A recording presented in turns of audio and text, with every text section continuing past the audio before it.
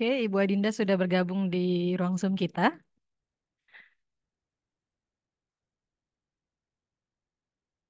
Sudah ada juga Bapak ada Dr. Andi Muhammad Rusli, MSI. Kita cek dulu satu persatu.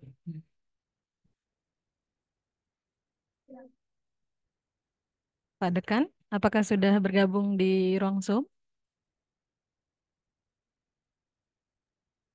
Assalamualaikum, Prof.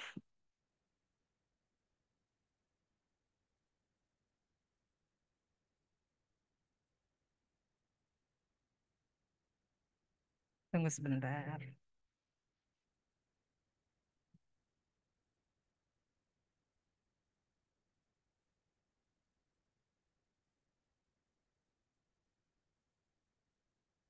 Assalamualaikum, Prof. Oke, sudah ada.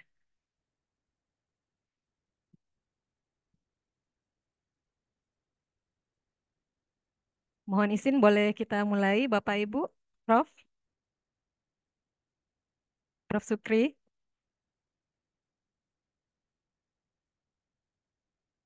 Bapak Ibu, boleh, apakah terdengar suara saya dengan jelas? Mohon Halo, maaf. Assalamualaikum.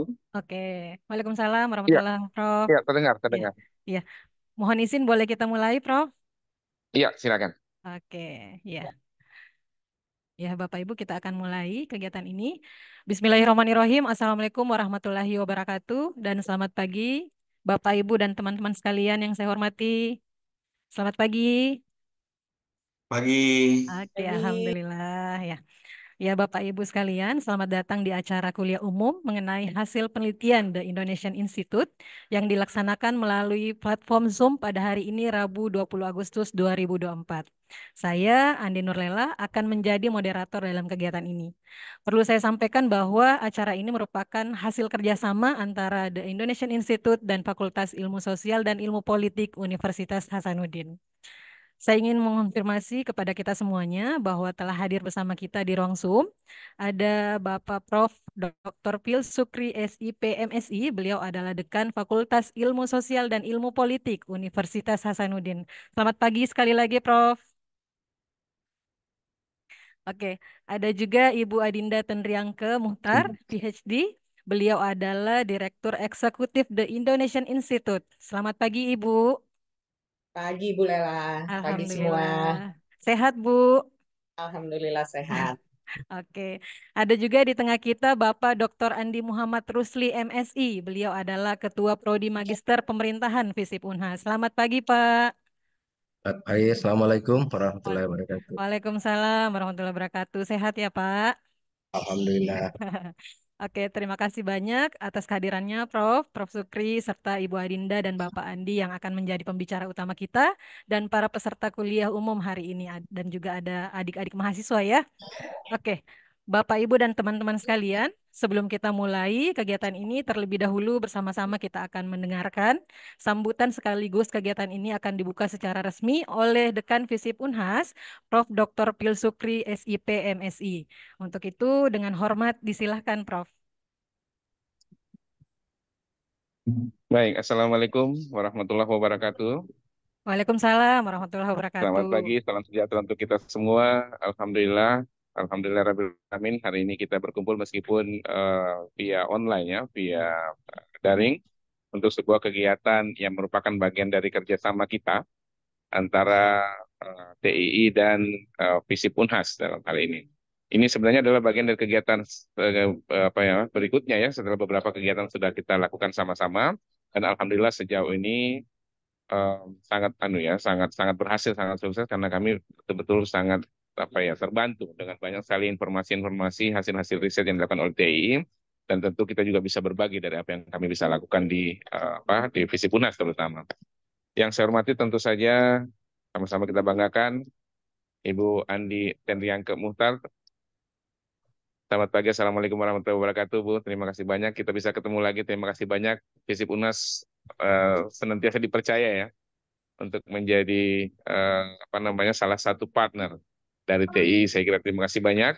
Dan juga yang sama-sama kita hormati, pembicara berikutnya adalah Ketua Program Studi Magister Ilmu Pemerintahan. Ini senior saya, Bapak Dr. AM Andi Rusli. Assalamualaikum Pak Andi. Waalaikumsalam, Prof. Alhamdulillah.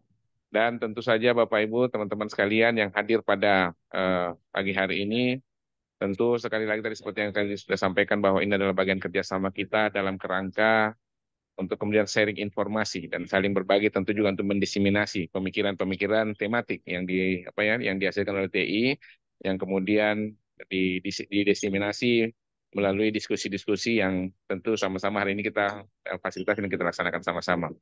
Hari ini temanya adalah evaluasi syarat pendirian rumah ibadah terkait dengan peraturan bersama Menteri Agama dan Menteri Dalam Negeri nomor 9 dan 8 tahun 2006 untuk hak kebebasan beragama dan berkeyakinan di Indonesia. Ini adalah salah satu isu penting ya, saya kira sebagai negara yang sangat plural begitu, negara yang sangat saling menghormati, saling menghargai, ya ketentuan ini adalah aturan ini adalah merupakan salah satu yang sangat penting untuk betul-betul dilaksanakan atau kemudian untuk dicermati betul-betul dalam kerangka konteks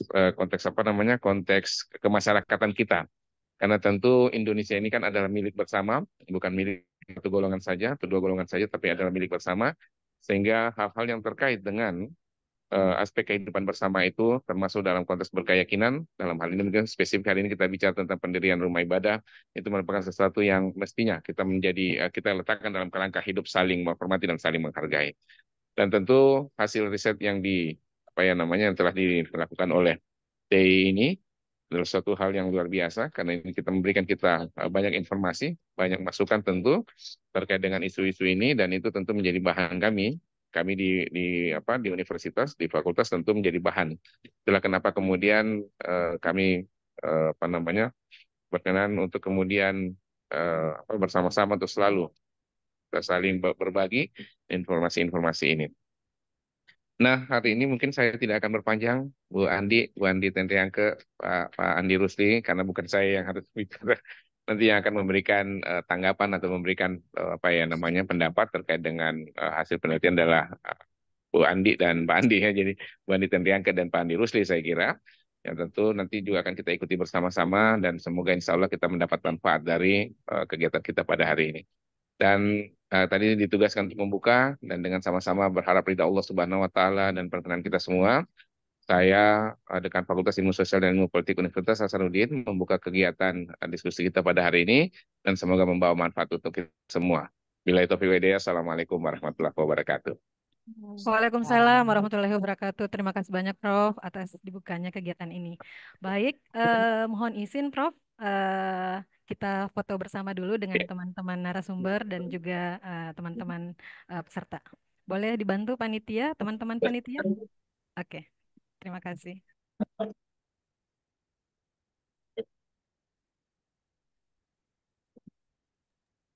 Oke. 1, 2, 3.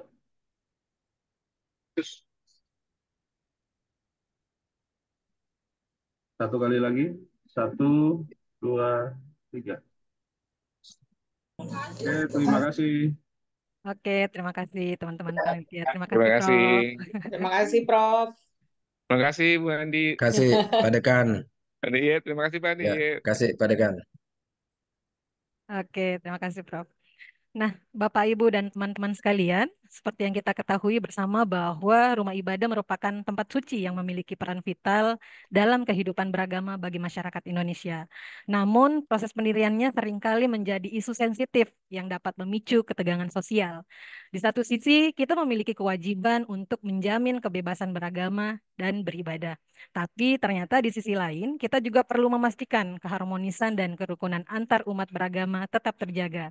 Itulah mengapa teman-teman dan Bapak Ibu sekalian, kita berkumpul secara virtual pada kuliah umum kali ini yang merupakan hasil penelitian The Indonesian Institute yang berjudul Evaluasi Syarat Pendirian Rumah Ibadat, Peraturan Bersama Menteri Agama dan Menteri Dalam Negeri nomor 9 dan 8 tahun 2006 untuk hak atas kebebasan beragama dan berkeyakinan di Indonesia. Nah, Bapak Ibu, sebelum kita mulai, izinkan saya menjelaskan tahapan kegiatan kita. Yang pertama nanti akan ada pemaparan hasil penelitian oleh Ibu Adinda Tentriangke Muchtar, PhD. Beliau akan memaparkan kurang lebih selama 15 sampai 20 menit. Lalu kemudian dilanjutkan ada pemutaran video terkait hasil penelitian teman-teman dari The Indonesian Institute kurang lebih selama 12 menit. Lalu kemudian kita bersama-sama akan mendengarkan tanggapan dari Bapak Dr. Andi Muhammad Rusli, MSI. Dan dilanjutkan kita akan sesi tanya jawab dan diskusi. Nah, kami berharap diskusi virtual ini dapat membawa wawasan baru dan memberikan perspektif yang lebih komprehensif mengenai evaluasi syarat pendirian rumah ibadah di Indonesia. Bapak, Ibu, dan teman-teman sekalian, mari kita mulai sesi ini dengan pemaparan dari Ibu Adinda Tentriangke Muchtar. Tapi sebelumnya saya akan membacakan biografi beliau terlebih dahulu. Ibu Adinda Tentriangke Muchtar adalah Direktur Eksekutif The Indonesian Institute, Center for Public Policy Research atau TII. Adinda juga adalah analis politik dan kebijakan publik, demokrasi dan tata kelola pemerintahan yang baik di TII. Fokus kajiannya adalah tata pemerintahan atau good government, khususnya yang berkaitan pembangunan, pemberdayaan perempuan, dan bantuan pembangunan internasional. Ibu Adinda menyelesaikan studi PhD studi pembangunan di Victoria University of Wellington, Selandia Baru pada tahun 2017 dengan beasiswa dari New Zealand. Oke, baik, keren. Lalu kemudian sebelumnya ia mendapatkan Master of International Studies dari The University of Sydney 2003 ya Bu ya, dengan beasiswa dari Australian Development Scholarship. Lalu kemudian dan gelar sarjana sosial dari Departemen Hubungan Internasional FISIP UI ya, tahun 2001. Ibu Adinda juga adalah the first Indonesian Sumitro Fellow tahun 2007 dengan topik kajian tentang peran NGO Amerika dalam mendorong demokratisasi dan reformasi tata pemerintahan di Indonesia. Wow, luar biasa ya. Oke, untuk itu Ibu, tanpa berlama-lama, mengefisienkan waktu kepada Ibu Adinda, disilahkan untuk menyampaikan hasil penelitiannya. Terima kasih. Terima kasih. Assalamualaikum warahmatullahi wabarakatuh. Waalaikumsalam warahmatullahi wabarakatuh. Selamat pagi menjelang siang. Pertama-tama izinkan saya atas nama The Indonesian Institute Center for Public Policy Research mengucapkan terima kasih untuk kesekian kalinya kolaborasi dengan FISIP Universitas Hasanuddin. Sebelumnya kami main nih Bu, langsung ke Unhas untuk riset yang berbeda waktu itu soal pentingnya pengaturan kampanye di media sosial. Terima kasih banyak Prof. Sukri tadi Pak Dekan untuk pembukaannya dan semoga kerjasama ini terus berlanjut sehingga menjadi bermanfaat untuk kita semua. Dan terima kasih juga Bu Dian yang telah membantu mengorganisir kegiatan ini, Bu Andi Nurlela yang menjadi moderator dalam kegiatan kali ini dan juga Dr. Andi Muhammad Rusli yang sudah berkenan juga nih untuk menjadi penanggap dalam diskusi kita pagi ini. Sebagai informasi, mungkin saya tidak akan paparkan PPT langsung, tapi nanti akan ada video singkat dan setelahnya saya akan memberikan paparan. Sebagai latar belakang, kenapa kami melakukan penelitian ini adalah karena mengingat masih banyaknya kasus-kasus terkait dengan pendirian rumah ibadat di Indonesia. Indonesian Institute sendiri merupakan bagian dari gugus tugas kebebasan beragama dan berkeyakinan bersama dengan teman-teman setara, Serikat Jurnalis untuk Keberagaman, dan juga para pemuka agama, dan sebagainya berupaya untuk mendorong hal ini, termasuk memberikan rekomendasi untuk Ranparpres, rancangan peraturan presiden terkait kerukunan umat beragama, yang sekarang masih digodok. Mereka sendiri atau dari gugus tugas sebenarnya sudah mendata, bahkan sudah terjadi 21 kasus dari bulan Maret hingga bulan Agustus tahun ini. Dan kenapa saya perlu mengatakan ini? Karena studi TI sendiri teman-teman adalah studi kualitatif yang kami lakukan dari November tahun lalu hingga Februari tahun ini. Dan itu pun masih banyak kasus yang terjadi gitu ya, Bu Lela dan teman-teman gitu. Dan sampai sekarang dari hotline-nya gugus tugas KBB bahkan mencatat sekian puluh kasus, 21 kasus yang terakhir itu kalau tidak salah terjadi tanggal 12 Agustus. Dan ini terjadi bukan hanya ke satu penganut agama saja gitu. Kita tahu juga ada teman-teman kita yang Ahmadiyah, ada juga teman-teman Kristen, Katolik, Islam, Buddha, Hindu, dan sebagainya yang mengalami permasalahan ini. Dan catatannya sama dari waktu ke waktu, para pelakunya adalah kelompok-kelompok intoleran, juga bahkan termasuk pemerintah itu sendiri yang karena konflik kepentingan tidak mengambil posisi untuk menjamin kebebasan beragama dan berkeyakinan. Termasuk juga penegak hukum yang mungkin punya tantangan terkait perspektif HAM. Sementara mereka juga harus menjalankan peran dalam menjaga ketertiban dan keamanan. Nah, diskusi ini sangat kontekstual menurut kami, apalagi kita baru 79 tahun Indonesia merdeka, tapi tampaknya Bhinneka Tunggal Ika itu masih jadi PR kita bersama. Untuk itu, kami makanya melakukan penelitian hal tersebut dan masih bergerak bersama teman-teman gugus tugas untuk bisa berkontribusi dalam rangka mendorong kebijakan yang inklusif, yang toleran, dan juga anti diskriminasi. Sebagai informasi nanti setelah pemutaran film kurang lebih 12 menit, saya juga akan membuat closing penutupan dari situ. Kenapa kita ambil dari film, ini adalah salah satu materi kampanye publik kami. Silakan teman-teman FISIP Unhas dan teman-teman peserta di sini gunakan, karena kami juga ada konten-konten di media sosial, dan silakan informasinya bisa dicek di kolom chat di Zoom ini. Sementara itu dari saya, sebelum kita memutar film yang kami buat terkait dengan hasil penelitian ini. Silakan Mas Usman, tolong dibantu. Terima kasih.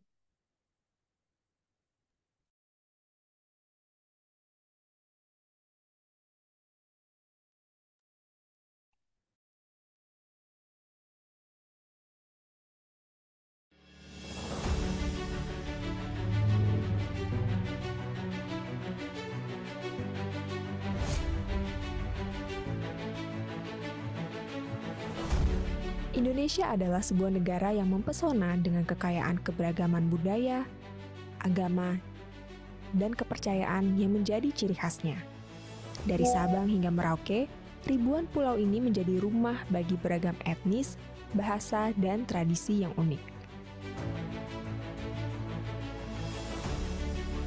Di tengah-tengah keindahan alamnya yang memukau, Indonesia menjadi tempat bertemunya berbagai kepercayaan dan agama, mulai dari Islam, Kristen, Katolik, Hindu, Buddha, Konghucu, hingga kepercayaan-kepercayaan tradisional yang turun-temurun diwariskan dari nenek moyang.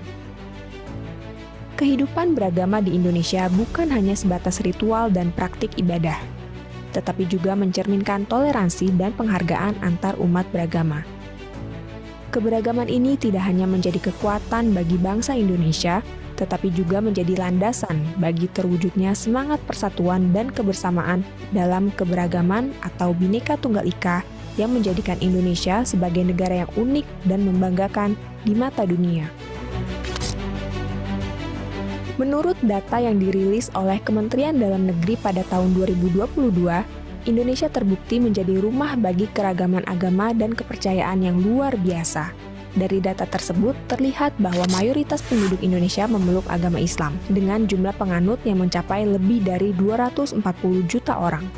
Selanjutnya, Kristen menduduki peringkat kedua dengan sekitar 20 juta penganut, diikuti oleh Katolik dengan jumlah sekitar 8,5 juta orang.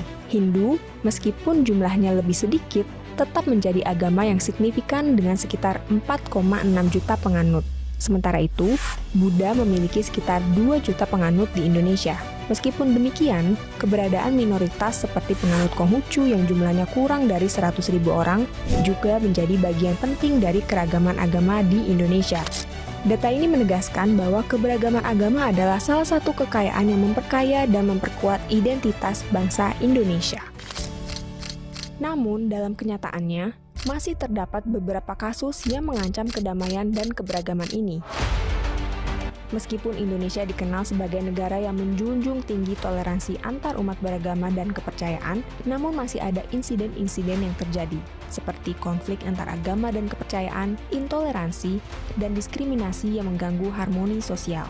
Kejadian-kejadian semacam ini menunjukkan bahwa upaya untuk menjaga dan memperkuat kerukunan antar umat beragama di Indonesia masih memerlukan perhatian dan tindakan yang lebih serius dari berbagai pihak. Di Indonesia, masih banyak terjadi diskriminasi terhadap kelompok agama dan kepercayaan minoritas, terutama dalam hal pembangunan rumah ibadah. Berdasarkan pemantauan media yang dilakukan di Indonesian Institute, dalam rentang waktu antara Januari 2023 hingga Januari 2024, tercatat beberapa kasus penolakan pembangunan rumah ibadat yang menunjukkan tantangan terhadap toleransi agama di Indonesia. Kasus-kasus ini mencakup penolakan pembangunan masjid, gereja, pura, vihara, dan tempat ibadah lainnya oleh beberapa kelompok masyarakat, baik secara terorganisir maupun individu. Penolakan tersebut bisa disebabkan oleh berbagai faktor, termasuk perbedaan keyakinan agama, ketakutan akan perubahan sosial, atau pertentangan atas pemanfaatan lahan, kepentingan individu, dan kepentingan politik. Dampak dari penolakan ini tidak hanya terasa pada kelompok yang berencana membangun rumah ibadat, tetapi juga menciptakan ketegangan dan merusak kerukunan antar umat beragama dalam masyarakat. Hal ini menyoroti perlunya upaya yang lebih besar dari pemerintah, lembaga masyarakat, dan individu untuk memperkuat toleransi agama, serta memastikan hak setiap warga negara untuk beribadah dengan damai dan tanpa rasa takut. Mengapa masih terjadi penolakan pembangunan rumah ibadat di Indonesia? Berdasarkan penelitian di Indonesian Institute terkait evaluasi peraturan bersama Menteri Agama dan Menteri Dalam Negeri nomor 8 dan 9 tahun 2006 yang mengatur pendirian rumah ibadat, dirangkum beberapa poin temuan dari aspek konten dan konteks kebijakan. Secara konten, kebijakan pendirian rumah ibadat di Indonesia masih terdapat serangkaian tantangan yang perlu diatasi. Pertama, proses penerbitan izin ini seringkali terjerat dalam konflik kepentingan yang beragam karena spesifik di dalam Pasal 14 PBM tahun 2006 mensyaratkan sejumlah 90 KTP pengguna tempat ibadah dan juga 60 persetujuan warga sekitar. Hal ini yang kemudian sering menjadi masalah karena dipolitisasi untuk kepentingan tertentu, serta membuat aturan ini menjadi aturan yang diskriminatif dan tidak inklusif. Menurut saya dua-duanya itu bias mayoritas. Karena tentu dia bisa dimengerti kalau mayoritas akan mudah mendapatkan mendirikan rumah ibadah karena memang jumlahnya sampai begitu.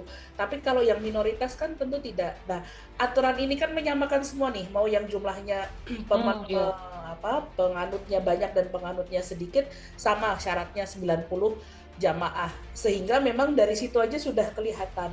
Kedua, meskipun telah diterbitkan, manfaat yang diperoleh dari regulasi seperti peraturan bersama Menteri tahun 2006 terkesan hanya bersifat formal, tanpa menghasilkan perubahan yang signifikan sesuai dengan harapan. Selain itu, sinergi antara pembuat kebijakan belum terwujud secara optimal, menyebabkan keterbatasan dalam upaya penyelesaian konflik terkait.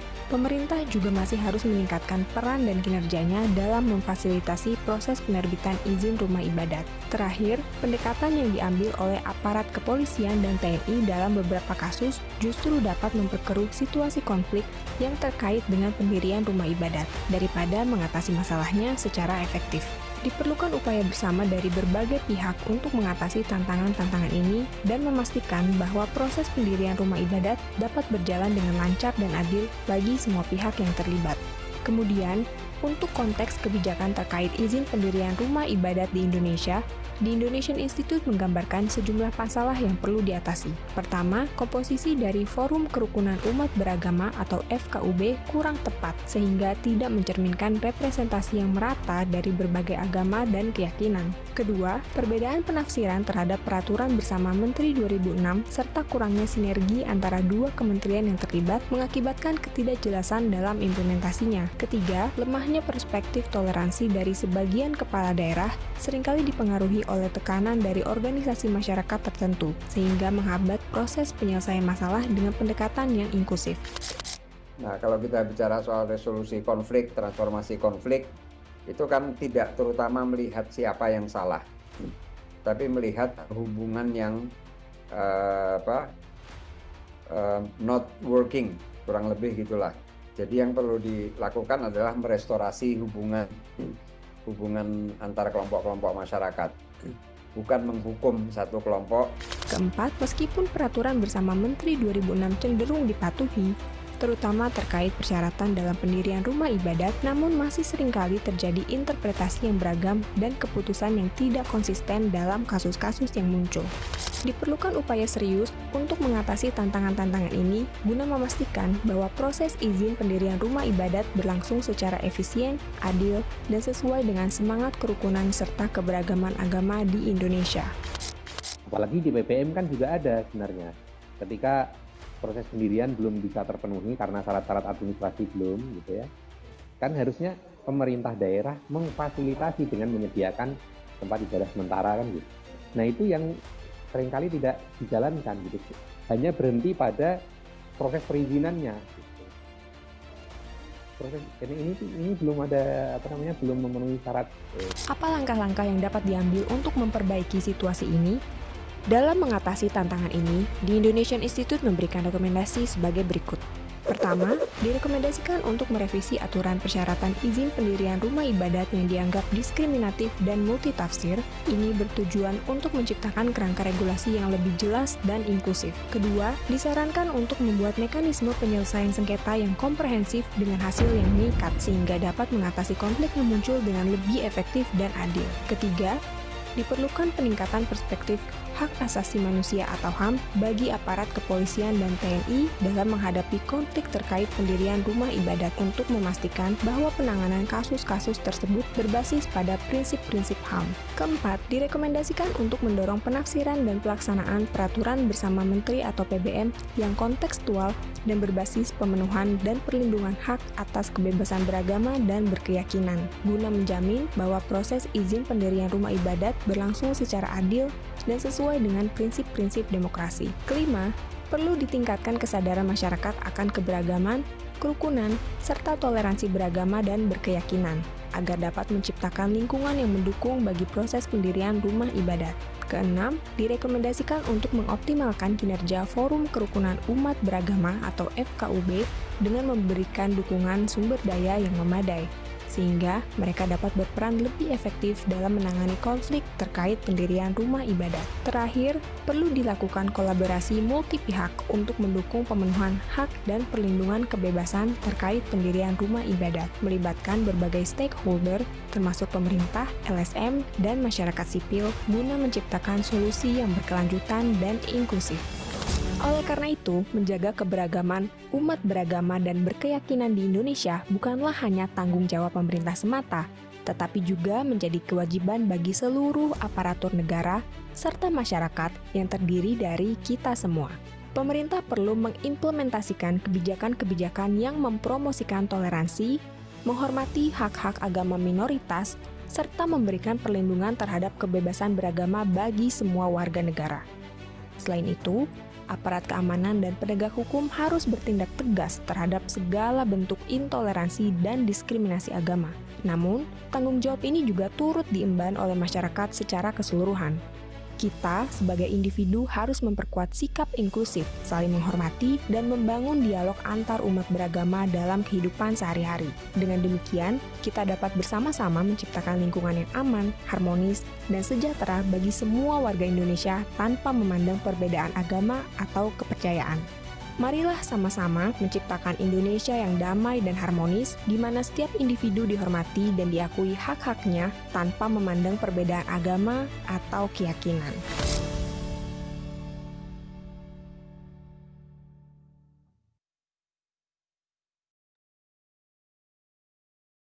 Terima kasih.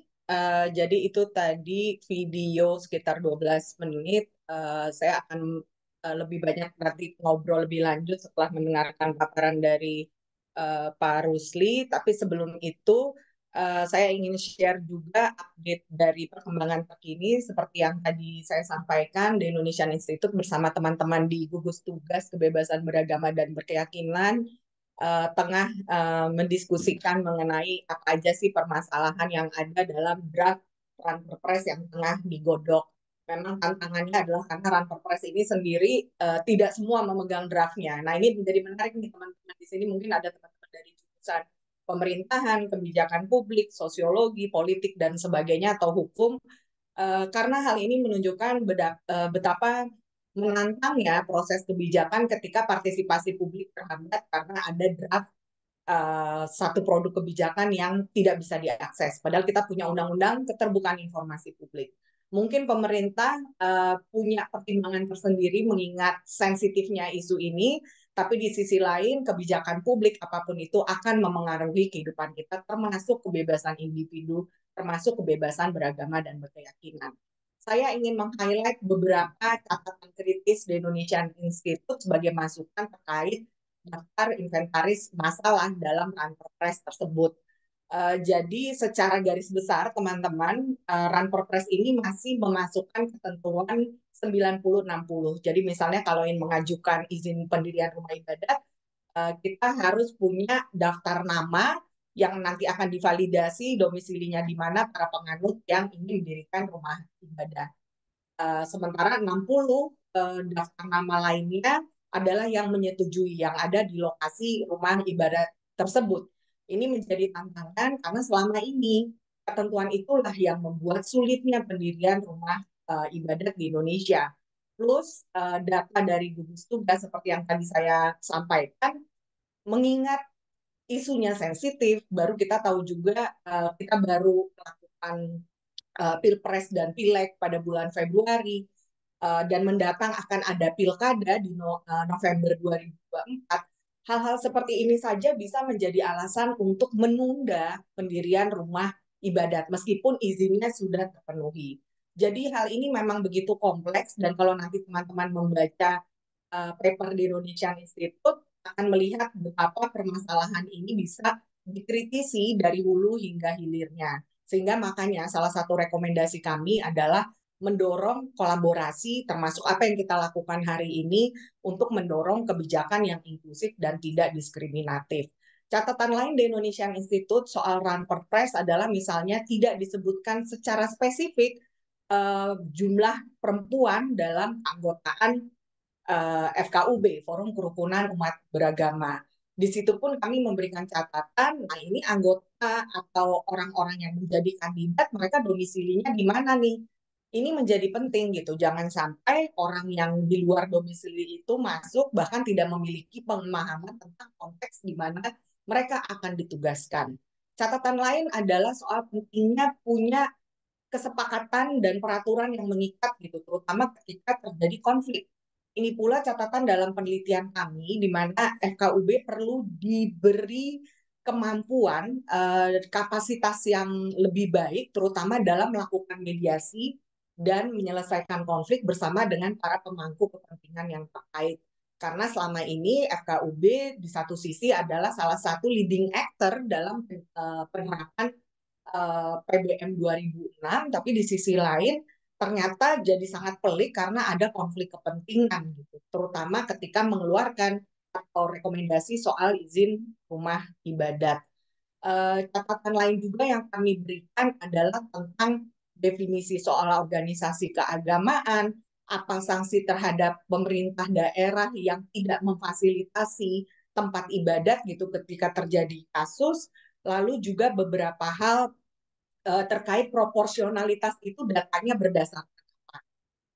Doakan saja perjuangan ini masih berlanjut gitu karena draftnya juga kita masih terus ikuti seiring dengan perkembangan kasus yang ada dan lagi-lagi harapan kami adalah lewat diskusi ini tidak sebatas hanya kuliah umum tapi juga menjadi sesuatu yang menggerakkan kita baik sebagai individu maupun kolektif gitu bersama-sama untuk mendorong isu ini agar tidak terjadi lagi gitu dimanapun kita berada.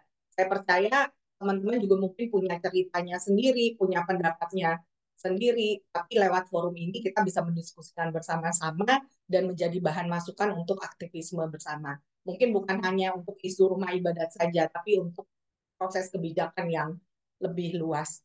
Itu dulu dari saya, Bu Lela. Terima kasih. Wassalamualaikum warahmatullahi wabarakatuh. Waalaikumsalam warahmatullahi wabarakatuh. Ya, menarik sekali apa yang sudah disampaikan oleh Ibu Adinda. Terima kasih, Ibu. Tadi ada beberapa catatan penting yang disampaikan bahwasanya ternyata kita menjunjung yang namanya keberagaman ya Bu ya, toleransi. Akan tetapi di balik itu banyak kemudian konflik-konflik yang terjadi, apalagi konflik beragama gitu ya, antar beragama. Tadi dicatat bahwa sampai 12 Agustus itu ada 21 kasus ya Bu ya, terkait konflik untuk pendirian rumah ibadat seperti itu. Nah, seperti yang kita ketahui bersama bahwa di Indonesia terdiri dari Islam, Katolik, Kristen, lalu kemudian Hindu, Buddha, lalu kemudian Konghucu, seperti itu. Tetapi ternyata ada-ada saja gitu kan isu-isunya, tadi terkait masalah perizinan, lalu kemudian regulasi, ada juga terkait kekhawatiran mereka gitu kan akan gangguan ketertiban, lalu kemudian keamanan. Banyak juga masyarakat yang tidak setuju gitu kan, ketidaksetujuan mereka untuk pendirian rumah ibadah. Nah, dan seringkali kita dengar tadi bahwa yang dimunculkan adalah isu intoleransi misalnya dan sentimen beragama seperti itu. Nah, ternyata tadi disampaikan oleh Ibu Adinda juga kita butuhkan seperti apa nih tantangan-tantangan ke depan. Ternyata kita membutuhkan yang namanya dialog dan komunikasi. Dan komunikasi, alangkah baiknya ada kemudian wadah yang bisa mempersatukan, misalnya tadi disebutkan forum-forum antar umat beragama dan sebagainya, lalu kemudian penegakan hukum dan regulasi itu kemudian yang penting untuk kita catat bersama. Dan tidak lupa juga edukasi dan kesadaran kepada masyarakat gitu kan untuk kepada kita semuanya seperti itu. Nah, ternyata tadi disampaikan juga kita berharap adanya regulasi-regulasi ini kita semua diharapkan mendorong dan mengangkat isu ini untuk tercipta Indonesia yang inklusif ya kan. Inklusif bagi semua warga negara gitu ya, bagi semua antar umat beragama. Nah, itu mungkin yang secara garis besar yang disampaikan oleh Ibu Adinda. Kita akan kemudian lanjut kepada Bapak Dr. Andi Muhammad Rusli. Ya, halo Bapak. Oke, sudah siap kayaknya nih. Ya, sebelumnya saya akan Ya, membacakan siap. terlebih dahulu biografi beliau. Ya, Bapak Dr. Haji Andi Muhammad Rusli lahir di Cangadi. Ya, Cangadi 27 Juli 1964. Beliau dari S1 Ilmu Pemerintahan FISIP Unhas, S2-nya Ilmu Politik Pasca Sarjana Universitas Airlangga Surabaya, lalu kemudian S3 Administrasi Publik Unhas. Beliau pernah menjadi sekretaris program tugas belajar EX APDN dan juga sekretaris program kerjasama D3 Ilmu Pemerintahan FISIP Unhas, lalu kemudian FISIP Unhas dan Depdagri RI ya. Lalu kemudian sekretaris program kerjasama S1 Ilmu Pemerintahan FISIP Unhas dan Depdagri RI, dan juga pernah ketua prodi kerjasama S1 Ilmu Pemerintahan dan sekarang menjadi ketua program Magister Ilmu Pemerintahan FISIP Unhas ya. Nah, gimana Pak, sudah bisa kita Ya, ya, oke. oke. Untuk itu dipersilakan kepada Bapak Dr. Andi Muhammad Rusli, MSI, untuk memberikan tanggapan atas apa yang sudah disampaikan tadi. Disilakan Oke. Pak. Terima kasih eh, Ibu Moderator, Bu Andi Nurlela. Yang saya hormati Ibu Adinda Indriangka, Direktur Eksekutif The Indonesian Institute. Terima kasih. Pada hari ini saya diberi amanah untuk menanggapi hasil penelitian, yaitu evaluasi syarat pendirian rumah ibadah pada peraturan bersama Menteri Agama dan Menteri Dalam Negeri nomor 9 dan 8 tahun 2006 untuk hak atas kebebasan beragama dan berkeyakinan di Indonesia. Yang pertama, ya, saya ingin meskipun saya yakin sebenarnya bahwa untuk lembaga seperti The Indonesian Institute ini, saya kira sudah memenuhi syarat ini karena satu lembaga yang profesional berkaitan dengan penelitian kebijakan.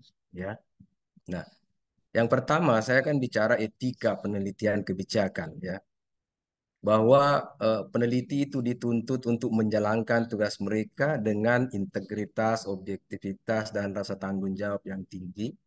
Peneliti harus selalu mempertimbangkan dampak sosial dari penelitian mereka, menghormati hak-hak individu yang terlibat, dan memastikan bahwa penelitian dilakukan secara adil dan transparan. Nah, dengan mematuhi prinsip-prinsip etika ini, peneliti dapat memberikan kontribusi yang signifikan terhadap pengembangan kebijakan yang bermanfaat bagi masyarakat luas. Ada dua hal yang berkaitan dengan ini, dan saya kira TI ini sudah memenuhi syarat ini. Prinsip objektivitas, yaitu netralitas dan independensi. Oke, jadi saya tegaskan, saya tidak meragukan itu. Kemudian, saya melangkah pada prinsip dan implikasi yuridis kehidupan beragama. Saya mencoba untuk mempelajari makalah yang disampaikan kepada saya. Tentunya ada beberapa hal yang yang ingin saya tanggapi, ya. Nah, sebelum itu, ya, saya ingin mengemukakan ya apa yang disampaikan di dalam makalah. Kebebasan untuk memilih dan menetapkan agama atau keyakinan, termasuk untuk tidak memilih dan menetapkan, tidak dapat dipaksakan karena akan melanggar kebebasan beragama dan berkeyakinan individu. Ya. Nah, kebebasan untuk menjalankan agama atau keyakinan hanya dapat dibatasi berdasarkan hukum untuk kepentingan melindungi keamanan, ketertiban, kesehatan, atau moral masyarakat, atau hak-hak dan kebebasan mendasar orang lain. Nah, yang perlu kita garis bawahi adalah persoalan keamanan dan ketertiban. Ya, bahwa pendirian rumah ibadah itu seringkali menimbulkan konflik. Sehingga kalau ditanya pemerintah daerah, ya, alasan untuk misalnya tidak merekomendasikan pendirian rumah ibadat pada tempat-tempat tertentu, pasti alasannya ke sini. Keamanan dan ketertiban. Itu sudah pasti. Nah, implikasi yuridisnya bahwa negara wajib menghormati dan membiarkan dan tidak mengganggu hak atas kebebasan beragama dan berkeyakinan warganya, serta menjamin penghormatan atasnya. Negara wajib membentuk peraturan perundang-undangan atau kebijakan untuk melindungi hak-hak, serta bersikap aktif untuk melindungi apabila ada gangguan. Nah, itu dalam makalah itu pada halaman 12, ya. Saya sependapat dengan itu, ya. Nah, bagaimana implementasi peraturan bersama Menteri Agama dan Menteri Dalam Negeri tahun 2026. Nah, pada implementasi PBM 2006 justru menjadi dasar untuk mempersulit umat beragama dan berkeyakinan untuk mendirikan rumah ibadat. Terdapat beberapa ketentuan dalam PBM 2006 yang menjadi pangkal persoalan pada kebijakan ini, yaitu pasal 14 ayat 2 huruf A menyebutkan bahwa diperlukan daftar nama dan KTP pengguna rumah ibadat minimal 90 orang yang disahkan oleh pejabat setempat sesuai dengan tingkat batas wilayah. Dalam makalah itu pada halaman 22, ya. Nah, selanjutnya pada pasal 14 ayat 2 huruf B disebutkan bahwa diperlukan dukungan masyarakat setempat minimal 60 orang yang disahkan oleh lurah kepala desa. Nah, persoalan persyaratan administrasi inilah yang biasanya akan memunculkan permasalahan yang berujung konflik. Nah, selain itu ada pasal 14 ayat 2 huruf C yang menyebutkan bahwa salah satu persyaratan pendirian rumah ibadah adalah mendapatkan rekomendasi dari Forum Komunikasi Umat Beragama, kabupaten atau kota.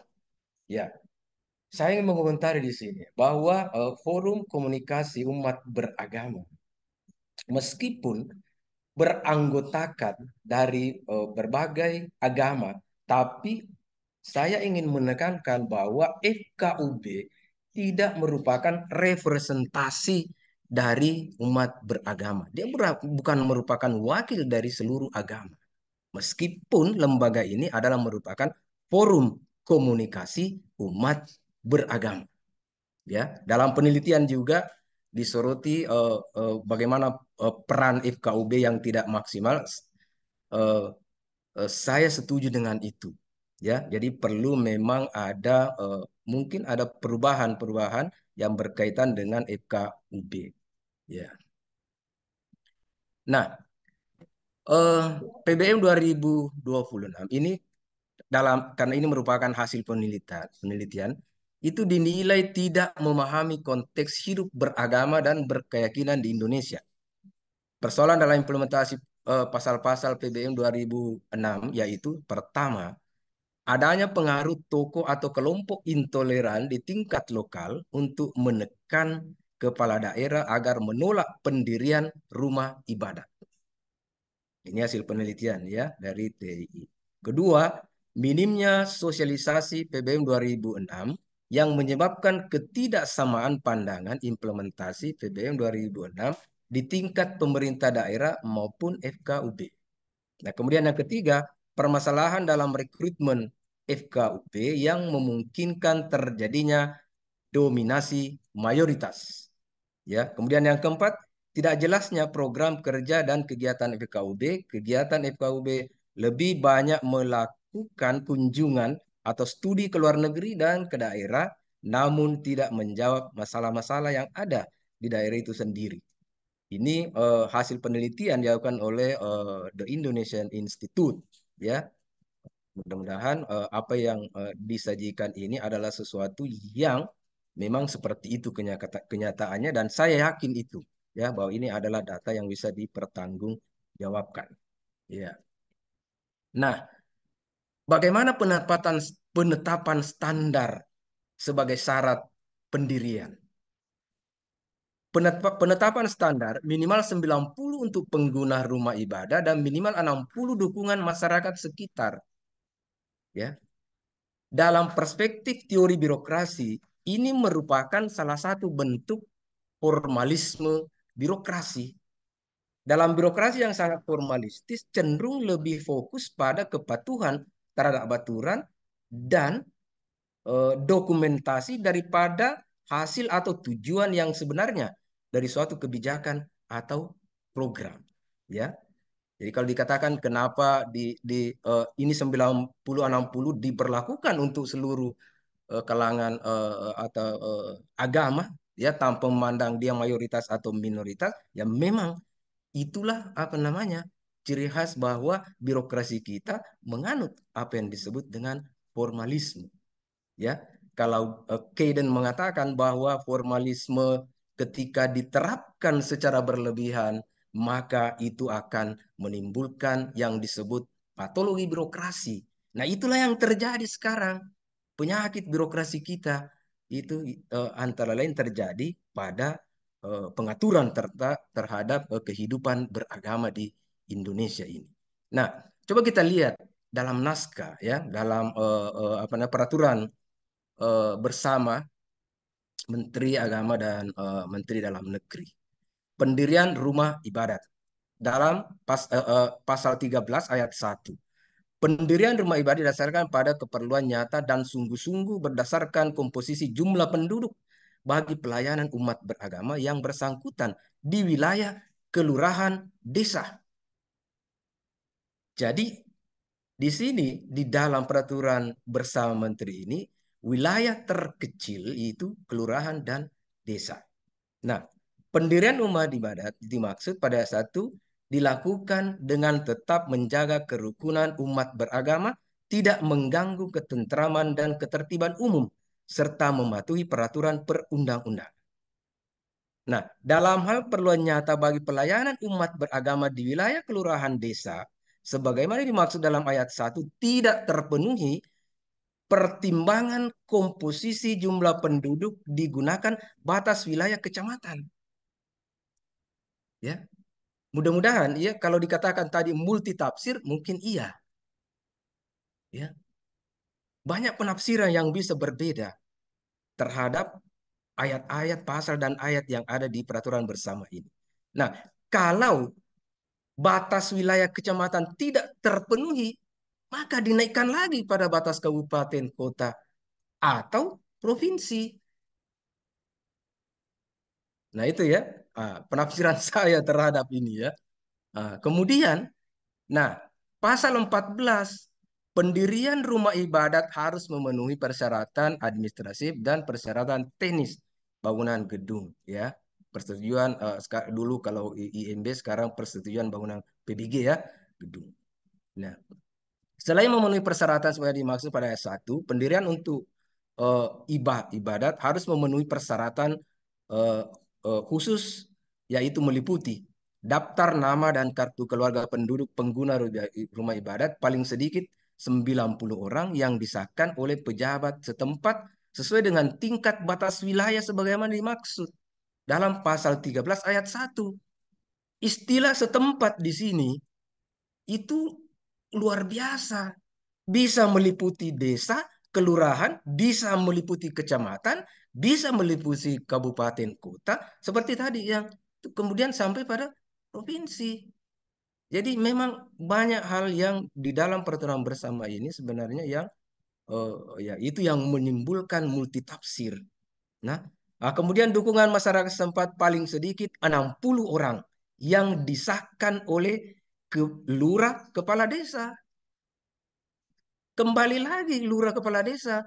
Padahal tadi kan dikatakan kalau lurah kepala desa tidak terpenuhi, maka dinaikkan ke kecamatan. Kalau level kecamatan dijadikan sebagai ukuran wilayah, maka bukan lagi kepala desa lurah harus mengesahkan, camat. Ya, ini ya. Nah, rekomendasi tertulis kepada kantor Departemen Agama Kabupaten Kota. Ya, rekomendasi tertulis. Tentu rekomendasi tertulis itu berdasarkan rekomendasi dari FKUB Kabupaten Kota. Ya. Nah, coba lihat dalam ayat 3. Dalam hal persyaratan sebagaimana dimaksud pada ayat 2 huruf A, ya, terpenuhi, sedangkan persyaratan huruf B belum terpenuhi, pemerintah daerah berkewajiban memfasilitasi tersedianya lokasi pembangunan rumah ibadat. Ini adalah menjadi tanggung jawab pemerintah daerah. Kalau misalnya tadi itu yang dukungan 60 orang tidak terpenuhi, berarti kan tidak jadi. Nah, kembali kepada pemerintah daerah sebagai tanggung jawabnya untuk memfasilitasi tersedianya lokasi pembangunan rumah ibadah. Dalam prakteknya tadi, dalam video juga, kalau tidak salah ada itu. Tidak jalan itu. Kenapa tidak jalan itu? Dalam hasil penelitian juga, kalau saya tidak salah menyimak, karena baru kemarin saya baca-baca ini makalahnya, itu adalah karena adanya faktor tekanan kelompok-kelompok, ya, terutama kelompok-kelompok intoleran terhadap kepala daerah untuk mencegah pendirian rumah ibadat di tempat-tempat tertentu. Kembali kepada faktor politis. Kalau ditanya kepala daerah, kenapa tidak lakukan itu? Ya, pasti jawabannya, tunggu dulu. Bisa kehilangan suara. Ya, bisa kehilangan suara. Faktor politis. Ya. Nah, kemudian polemik terhadap angka 90-60. Ya. Dari mana sebenarnya dasarnya ini? Ya. Dari mana dasarnya ini angka 90-60 ini? Saya cari-cari, ya.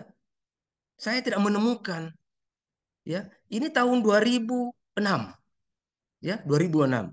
Angka 90-60, ya.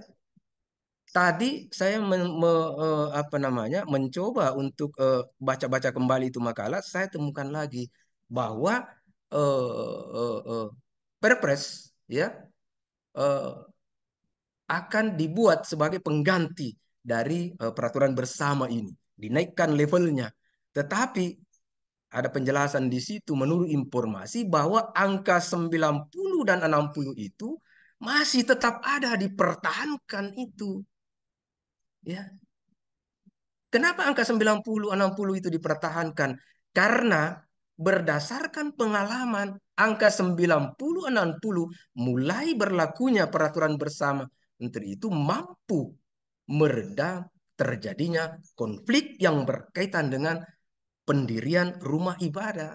Jadi angka 90-60 itu sudah menjadi zona, bukan zona nyaman, tapi zona aman bagi pemerintah sehingga tidak merubah itu. Ya, ada beberapa hal yang mungkin ya menjadi pertimbangan dalam menetapkan angka tersebut. Ya, saya hanya mengatakan mungkin menjadi pertimbangan. Yang pertama representasi dan kebutuhan nyata.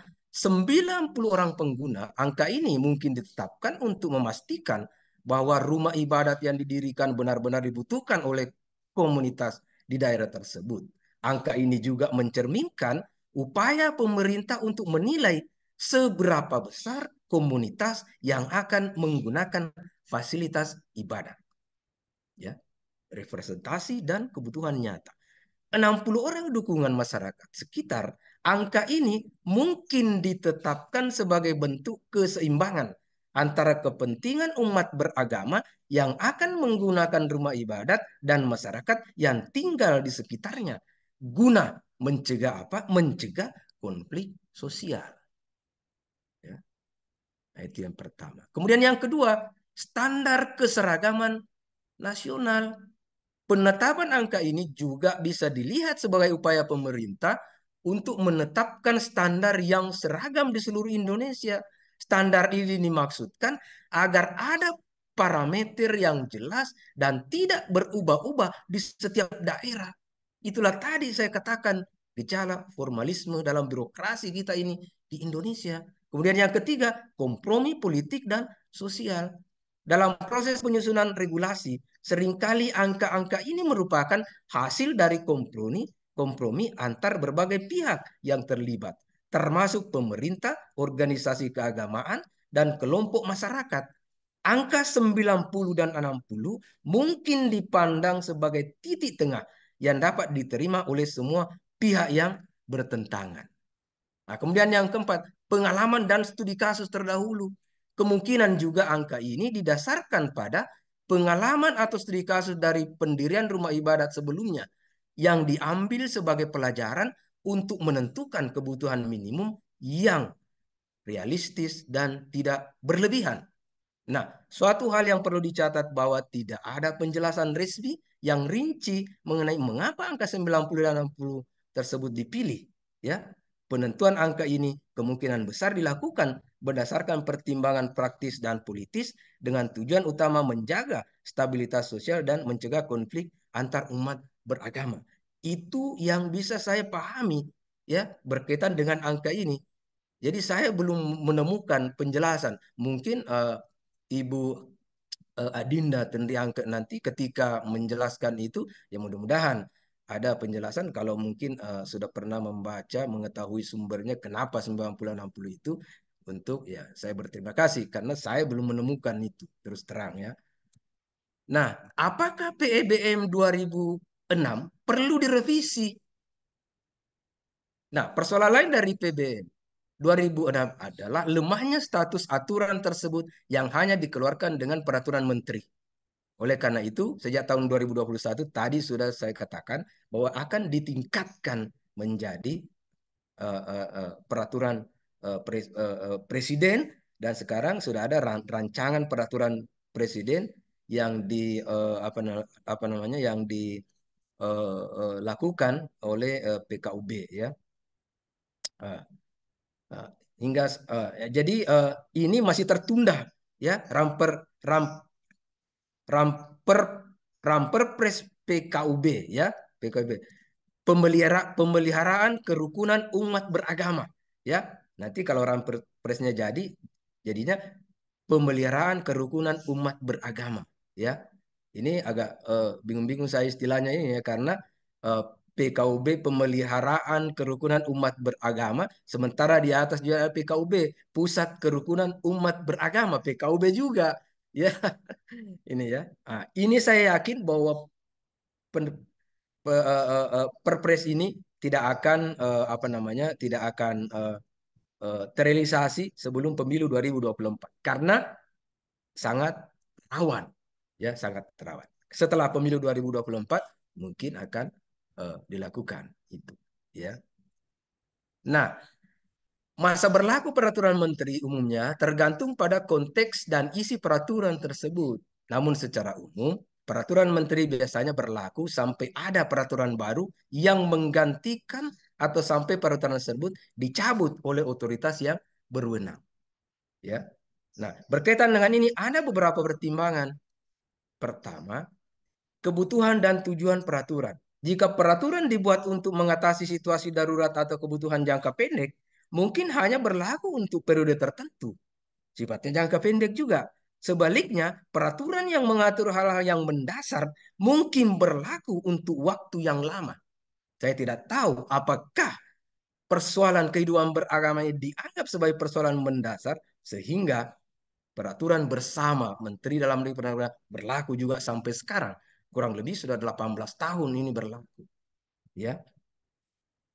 Kemudian yang kedua, perubahan dalam kebijakan atau hukum, peraturan menteri dapat dicabut atau diubah jika ada perubahan dalam kebijakan pemerintah atau hukum yang lebih tinggi, seperti undang-undang. Kemudian yang ketiga, evaluasi dan review. Pemerintah biasanya melakukan evaluasi terhadap efektivitas peraturan setelah beberapa waktu. Jika peraturan dianggap tidak relevan atau tidak efektif, maka bisa direvisi atau dicabut. Ya. Nah, berdasarkan pertimbangan tersebut, penelitian kebijakan yang dilakukan oleh The Indonesian Institute bersesuaian dengan itu poin ketiga, evaluasi dan review. Pemerintah biasanya melakukan evaluasi terhadap efektivitas peraturan tersebut. Nah, jika peraturan dianggap tidak relevan, maka bisa direvisi atau dicabut. Oleh karena itu, ini penting, selama penelitian kebijakan yang dilakukan oleh The Indonesian Institute ini tetap berpegang pada prinsip objektivitas seperti yang telah dikemukakan tadi di bagian awal, maka sebagai insan akademis mengapresiasi sebagai suatu upaya untuk mewujudkan hak demokrasi rakyat dalam kehidupan beragama dan berharap hasil penelitian ini sebagai isu dapat dikembangkan menjadi masalah kebijakan dan menjadi agenda kebijakan. Ya, saya tutup dengan satu pernyataan, begitu sulitnya mendamaikan antara nilai-nilai birokrasi dan nilai-nilai demokrasi. Saya kira cukup sekian. Terima kasih. Assalamualaikum warahmatullahi wabarakatuh. Waalaikumsalam warahmatullahi wabarakatuh. Terima kasih banyak Pak Dr. Andi atas tanggapan yang sudah diberikan. Wah, menarik sekali dan kita kaya atas ilmu yang sudah disampaikan tadi ya. Mungkin langsung saja Ibu Adinda gimana? Boleh ditanggapi terlebih dahulu, Bu? Iya, Sebelum terima kita kasih. masuk. Iya, silakan. Terima kasih Bu Lela. Terima kasih Pak Rusli untuk tanggapan dan apresiasinya. Kami juga ikut belajar beberapa hal, terutama tadi soal eh, pentingnya juga melihat kebijakan dari aspek formalisme birokrasi, yang di satu sisi itu adalah semacam norma dan kultur dalam birokrasi itu sendiri. Di sisi lain memang ketika diterapkan dalam konteks dan konten kebijakannya menemukan dinamikanya sendiri, termasuk dalam hal izin pendirian rumah ibadat. Tadi terkait 90-60, kami memang tidak meneliti secara spesifik mengenai hal itu, tapi dari informasi yang kami peroleh dari narasumber termasuk dari pemerintah, intinya itu adalah angka yang seperti tadi Pak Rusli katakan, itu adalah angka yang sudah disepakati Pak oleh para pemuka agama yang terlibat di situ. Jadi kalau mungkin teman-teman di sini juga berpikir bukan hanya angka soal izin rumah ibadah, tapi soal pembagian hasil antara pusat dan daerah, kenapa angkanya sekian, bisa jadi itu juga ada kompromi politik dan sosial yang kita tidak bisa pahami itu sebagai hitung-hitungan ansik matematika misalnya. Tapi itu hitungan yang bisa diterima dan seperti yang tadi Pak Rusli bilang, dianggap zona aman. Bukan zona nyaman gitu. Bukan zona nyaman, Bu. Iya, betul. Dan menariknya Pak di situ dari hasil penelitian kami juga, permasalahannya adalah ketika sebenarnya peraturan soal izin pendirian rumah ibadat ini bukan hanya 90-60 teman-teman. Ada hal lain seperti kelayakan bangunan. Tadi disebut ya Pak, soal IMB sekarang karena ada cipta kerja, artinya pakai peraturan soal penggunaan bangunan gedung. Kita sendiri punya undang-undang soal bangunan gedung gitu, tapi sedang ada undang-undang cipta kerja, seharusnya semangat positifnya adalah peraturan tidak terlalu banyak, tapi dipastikan bahwa izin untuk penggunaannya, fungsi sosialnya apa memang sudah didaftarkan gitu teman-teman. Permasalahannya adalah ketika ada konteks politik sosial yang mungkin sensitif, yang membuat terjadinya persekusi, ada yang sudah dapat izin dicabut lagi izinnya Ya, Pak. ya, Lalu sudah memenuhi izinnya itu sendiri tapi ditahan. Dan ini memang sangat kompleks. Makanya kami mengakui dalam temuan penelitian ini, memang dalam penerapannya PBM 2006 ini sangat kompleks. Nah, kalau 90 itu selalu menjadi rujukan, itu pula yang menjadi permasalahan dalam upaya mendorong kebijakan yang inklusif dan tidak diskriminatif. Padahal sebenarnya izin persyaratannya banyak, teknis, administratif juga, dan juga termasuk tadi kelayakan bangunan gedung. Permasalahan lain juga misalnya ketika kepala daerah terkait malah terlibat dalam politik kepentingan dan menggunakan izin pendirian rumah ibadat sebagai transaksi politik ketika pilkada, ketika pemilu. Nah, makanya nih kita di sini yang akan menghadapi pilkada ke depan, baji-baji Ji, perhatikan benar, kita punya calon di sana Kak, gitu. Kalau itu dia intoleran, kita harus lawan gitu. Dalam artian kita ingin menciptakan situasi yang aman dan nyaman untuk semua. Jangan sampai Indonesia hanya inklusif hanya untuk satu penganut agama saja. Di sisi lain, catatan penelitian kami juga menggarisbawahi pentingnya pendekatan sosial budaya. Maksudnya apa sih? Kita ini kan sebenarnya makhluk sosial.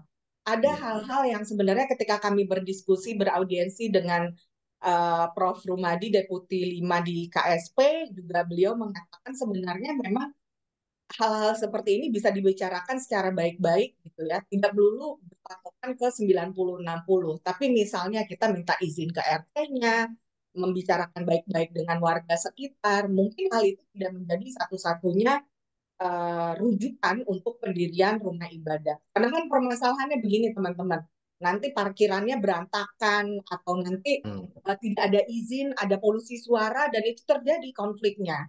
Nah, kalau ini dibiarkan, bukan tidak mungkin kasus-kasus serupa akan terjadi sampai tahun-tahun ke depan dan itu sangat tidak kita inginkan.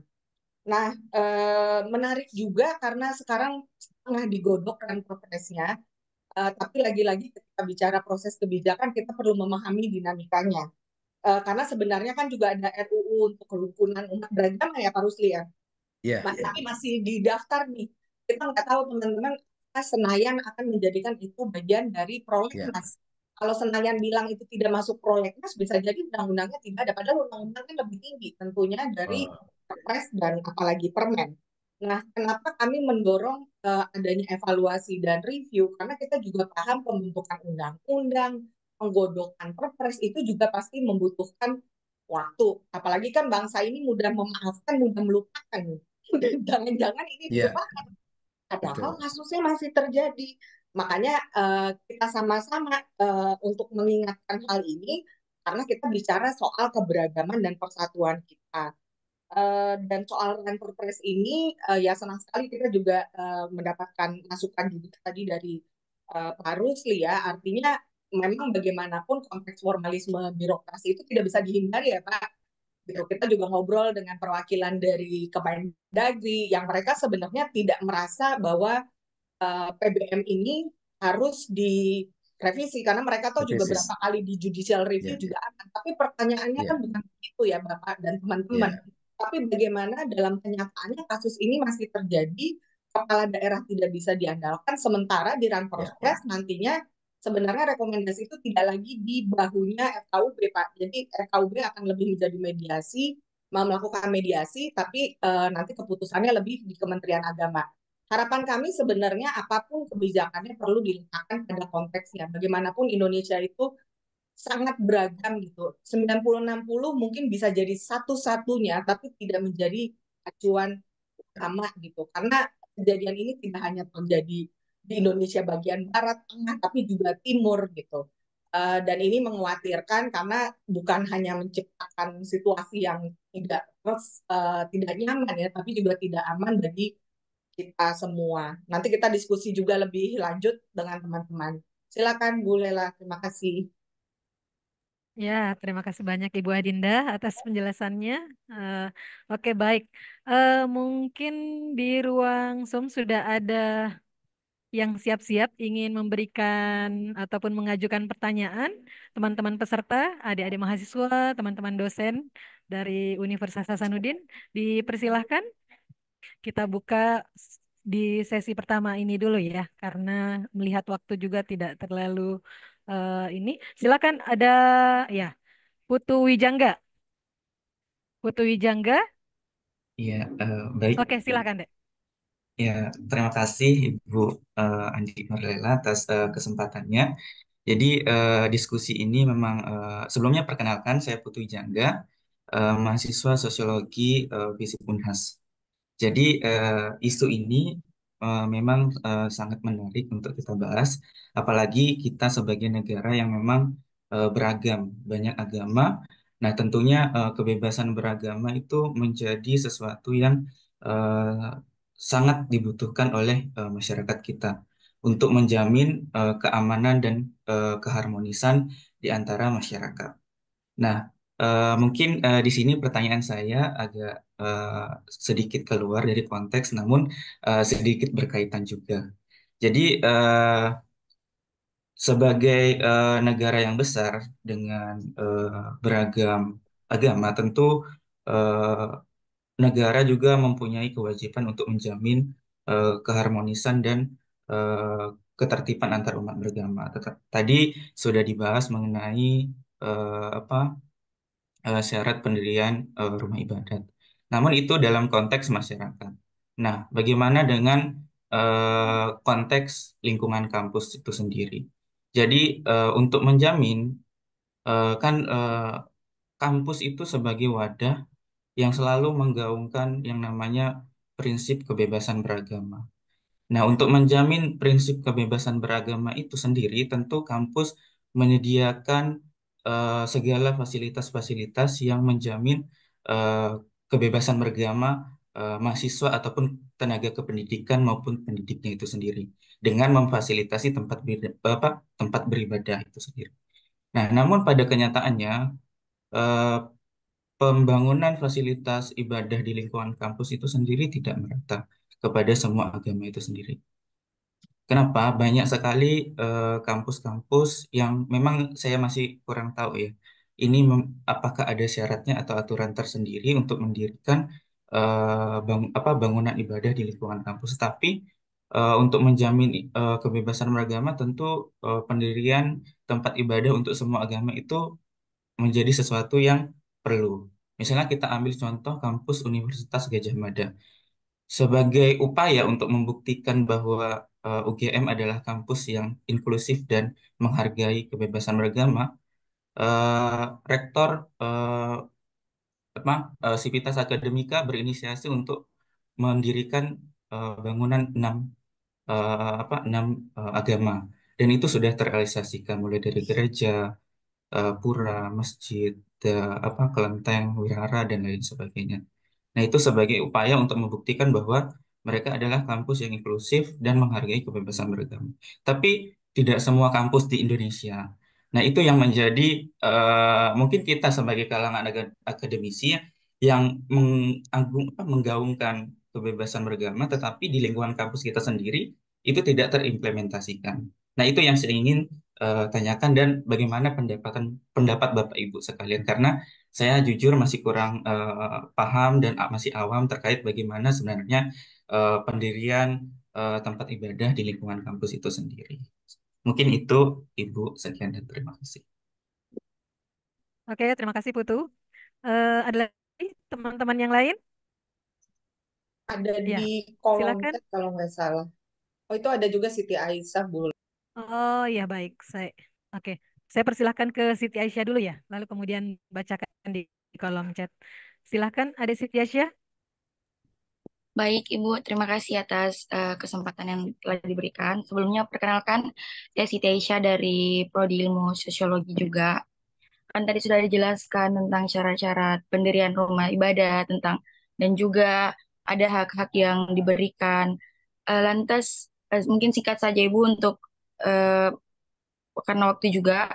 Lantas bagaimana pendirian rumah ibadat itu digunakan sebagai alat dominasi simbolik oleh kelompok mayoritas terhadap minoritas.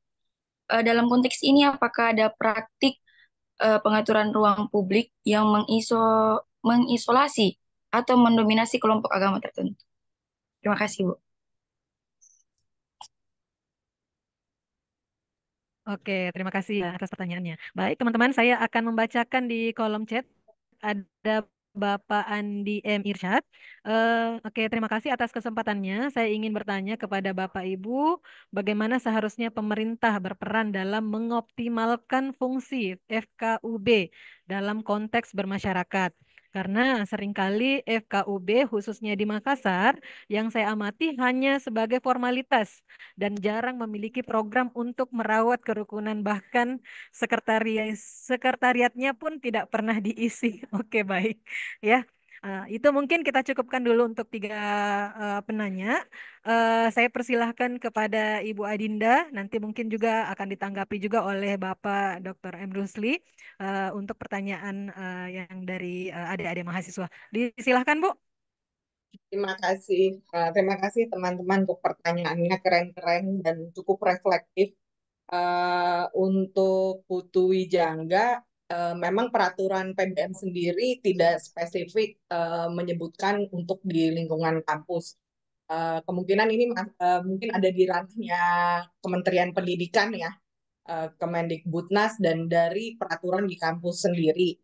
Setidaknya kalau pengalaman saya waktu sekolah di Selandia Baru, ya karena pasti jadinya kan kalau Muslim minoritas ya, saat itu yang dilakukan oleh kampus adalah memberi ruang, ada satu ruang kelas gitu yang mungkin tidak tidak dipakai tapi masih layak artinya untuk orang sholat gitu, dan itu juga bisa dipahami, atau kadang ada ruang untuk musik gitu, ekskul musik, dan itu digunakan. Kembali lagi kalau menurut saya dalam konteks itu adalah kebijakan dari kampusnya. Sementara sebenarnya untuk pemeliharaan kerukunan umat beragama atau untuk mendorong moderasi beragama kan sebenarnya sudah menjadi kebijakan pemerintah dan itu lintas sektoral dan seharusnya itu juga masuk di ranah Kementerian Pendidikan. Pertanyaannya adalah bagaimana nih, misalnya kita tidak hanya ramai membicarakan soal UKT atau untuk iuran untuk institut pengembangan institusi, tapi bagaimana kampus sebagai perguruan tinggi bisa memfasilitasi kebutuhan terkait beribadatan baik beragama maupun berkeyakinan. Tentu dalam konteks itu juga perlu dilihat dan disediakan juga nih butuh tempat-tempat yang layak gitu. Jangan sampai udah yang penting asal ada tapi tempatnya ternyata tidak layak dan tidak mencukupi. Dan makanya komunikasi dan koordinasi terutama di birokrasi kampus itu juga perlu didorong. Setidaknya mahasiswa punya senat mahasiswa, ada himpunan dan bisa berbicara misalnya ke birokrasi di kampus, ke bagian urusan mahasiswa misalnya, nanti mungkin bisa dijelaskan oleh Pak Rusli lebih lanjut ya kalau di kampus itu seperti apa yang bisa menengahi kebutuhan tersebut. Ini menjadi tantangan dan menurut saya ini catatan yang baik gitu karena lagi-lagi konteksnya ada di mana gitu. Jangan sampai misalnya ketika kita di ruang pendidikan yang seharusnya membebaskan dan memerdekakan ternyata kita terbelenggu oleh hal-hal seperti itu. Karena sebenarnya kan pendidikan itu harusnya inklusif dan membebaskan ya. Kalau itu tidak dipraktikkan makanya akan sangat sulit. Tapi ya itu kalau saya lebih mencatat pentingnya ruang-ruang yang memang layak dan ada komunikasi dan koordinasi dengan kampus agar ini bisa difasilitasi dan tidak menjadi masalah atau menimbulkan konflik sosial gitu karena ada hal yang sensitif di mana mahasiswa dari yang minoritas mungkin tidak terfasilitasi. Tapi kalau secara organisasi kan biasanya seingat saya sih kalau di kampus juga ada ya yang misalnya untuk perhimpunan yang mahasiswa yang muslim atau yang beragama Katolik, Kristiani maupun lainnya yang humanis yang sebenarnya juga punya ruang-ruang sendiri, tapi lagi-lagi kita bicara formalisme birokrasi di mana hal itu mau tidak mau memang perlu dikomunikasikan ke kampus yang terkait dan seharusnya sih kampus memenuhi hal itu karena moderasi beragama itu lintas sektoral. Kalau untuk Andi Irsyad, ya kalau memang di Makassar pengalamannya seperti itu, ya Makassar tidak sendiri gitu ya. Karena misalnya catatan dari Pusat Paramadina, masih banyak provinsi-provinsi yang bahkan belum mempunyai FKUB. Dan ini yang menjadi catatan dari penelitian kami juga, karena memang tidak ada sanksi juga nih untuk pendirian FKUB ini. Padahal mandatnya biar dia optimal seharusnya juga difasilitasi oleh pemerintah daerah. Dalam diskusi kami, juga salah satu narasumber kami dari FKUB Kota Bogor, sebenarnya mereka punya pengalaman yang lebih baik gitu ya, karena saat itu kepala daerahnya juga cukup progresif dan ikut memfasilitasi operasionalnya FKUB gitu, termasuk bahkan dalam rekrutmennya, sehingga ada penguatan kapasitas anggotanya dan sebagainya. Nah, lagi-lagi ini kan sebenarnya menjadi ranah dari pemerintah daerah gitu, bahwa ini adalah urusan pemerintah pusat, agama gitu ya teman-teman, tapi sebenarnya pelaksanaannya juga dibantu oleh pemerintah daerah. Bahkan Undang-Undang Konflik Sosial sendiri kan sebenarnya lokomotifnya adalah tanggung jawabnya dari pemerintah daerah, kecuali kalau dia eskalasi konfliknya sangat tinggi, tentu perlu butuh bantuan dari pemerintah pusat. Nah, kalau pemerintah daerah sendiri, misalnya dalam diskusi kami, juga dalam audiensi dan dengan narasumber, memang mencatat tidak mudahnya mengalokasikan anggaran dari pemerintah daerah, misalnya APBD untuk FKUB ini, karena mereka juga harus dapat ketok palu dari Kementerian Keuangan gitu. Dan ini kan lagi-lagi mungkin bisa dijelaskan oleh Pak Rusli ya, dalam konteks formalisme birokrasi dan manajemen keuangan publik misalnya, atau sumber daya kebijakan publik, bagaimana mata rantai untuk keuangan publik termasuk di APBD itu bisa dialokasikan sedemikian rupa dan masih sesuai dengan nomenklaturnya, dengan plafonnya, dan bisa mendapatkan ACC. Kalau birokrasinya sulit ya bisa dibayangkan juga gitu, kata sulitnya pemerintah daerah mengalokasikan bantuan untuk FKUB tersebut. Di sisi lain patut diakui juga ada juga pemerintah daerah ya mungkin menempatkan FKUB lebih ke sebagai mitra yang mengkonfirmasi kepentingannya, sehingga yang membuat izin-izin pendirian rumah ibadat ini menjadi sulit gitu. Makanya peran pemerintah daerah ini sangat krusial, sangat penting gitu teman-teman, untuk memastikan bagaimana FKUB ini bisa optimal. Karena sebenarnya kalau lihat dari PBM 2006, ada beberapa fungsi dari FKUB yang sebenarnya sangat jelas. Misalnya melakukan sosialisasi terkait peraturan ini, menampung aspirasi, jadi bukan sekedar rekomendasi saja gitu, karena itu pun juga ada di ranah yang sensitif. Nah, bagaimana di Makassar misalnya hal itu tidak terjadi, nah ini juga patut dikritisi oleh publik, ditanyakan juga. Bisa juga kan kalau kita mengkritik, kadang-kadang kita lupa nih, kita harusnya bisa melakukan ini lewat DPRD, lewat DPD di daerah masing-masing, biar mereka yang menegur ke pemerintah. Atau di pemerintah sendiri kan juga punya ada aduan laporan ya, seharusnya itu bisa ditindaklanjuti, atau kalau teman-teman bersuara lewat surat pembaca, atau bisa melakukan kritik juga ke FKUB terkait lewat dinas yang terkait juga. Ini juga bukan hal yang mudah, karena jangan-jangan sekretariatnya nggak diisi memang karena nggak ada, memang belum ada fasilitasnya gitu. Bagaimana mereka bisa beraktivitas, karena permasalahannya memang FKUB tidak semuanya punya kantor. Padahal lagi-lagi itu sebenarnya kewajiban pemerintah daerah untuk memfasilitasi hal tersebut. Jadi ini kompleks banget teman-teman. Mau mengandalkan FKUB, FKUB-nya aja misalnya komposisinya kurang tepat, bias gender misalnya tidak proporsional, tidak representatif, udah gitu tidak punya kemampuan yang mumpuni dalam menjalankan tugasnya, plus bahkan tidak punya fasilitas, tidak punya kapasitas. Jadi memang harus dilihat kasus per kasus. Tapi ya penting itu ditanyakan, kalau memang FKUB-nya sudah ada, kenapa mereka tidak bekerja, itu yang harus ditanyakan gitu. Terutama ke pemerintah daerah terkait. Nah, terakhir ke Siti Aisyah, wah ini menarik nih ya, sangat filosofis gini. Jadi kalau bicara ruang publik, sebenarnya kan kalau ruang publik dalam konteks literatur itu bisa dimaknakan beragam hal ya. Memang ruang punya umum atau ruang yang dimana kita bisa melakukan aktivisme untuk publik gitu. Dimana sebenarnya aktivisme itu dalam konteks aktivisme sosial maupun politik misalnya. Nah, seharusnya dominasi mayoritas misalnya kalau dikaitkan dengan PBM ini kan sebenarnya bukan itu semangat PBM 2006. Tapi tadi seperti yang Pak Rusli bilang, ini masalah interpretasi gitu. Dan itu yang kami katakan juga di hasil penelitian di Indonesian Institute. Ada multitafsir ketika membaca peraturan ini. Akan lebih mudah membaca 90-60 dibanding memperhatikan toleransi, kebebasan beragama dan berkeyakinan. Padahal sebenarnya kebijakan itu diatur bukan sebagai satu-satunya persyaratan dalam izin pendirian rumah ibadat. Ketika itu dilihat sebagai dominasi mayoritas, ya tentunya itu tergantung kasusnya juga sih, Aisyah. Ya, artinya ketika kita melihat kasusnya itu ada tekanan kelompok intoleran yang mayoritas ada di sana, ya kasusnya mungkin akan demikian. Tapi bisa jadi adalah kepentingan politik gitu. Jangan-jangan ini sebenarnya bukan urusan mayoritas minoritas, urusan duit aja, urusan politik aja gitu. Karena dalam beberapa kasus, misalnya teman kami di Sejuk juga mencatat bahwa izin pendirian rumah ibadat bahkan diperjualbelikan.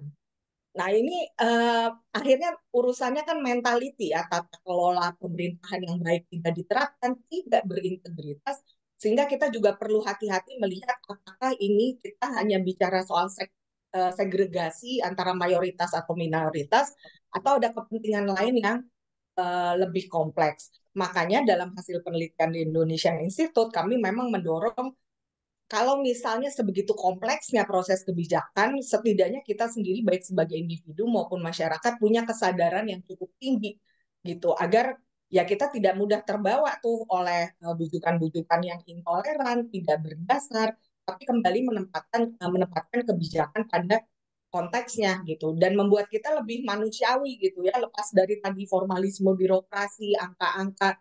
Kalau kita bisa bicara satu sama lain, kami pikir juga sebenarnya hal-hal seperti PBM ini hanya sebagai rujukan kalau terjadi sesuatu aja. Tapi kalau izin pendirian rumah ibadat seharusnya tidak dipersulit dan harusnya bisa difasilitasi dengan baik oleh para pihak. Tapi toleransi itu dan tenggang rasa itu yang perlu didorong. Tidak juga orang ujuk-ujuk karena atas nama kebebasan mendirikan rumah ibadah tapi tidak peduli lagi dengan lingkungan sekitar, parkir sembarangan, tidak ada unggah-ungguhnya, tidak ada izin ke tetangga sekitar, ya itu juga salah. Karena bagaimanapun di konstitusi kita juga mengatakan, dan itu kami sampaikan di hasil penelitian kami juga, bahwa kebebasan itu memang ada, tapi memang bisa dibatasi misalnya oleh peraturan yang lebih tinggi, termasuk undang-undang dan keputusan peradilan. Tapi kalau itu atas opini, atas hasutan, ya bukan. Dan seharusnya di poin itu pemerintah bertanggung jawab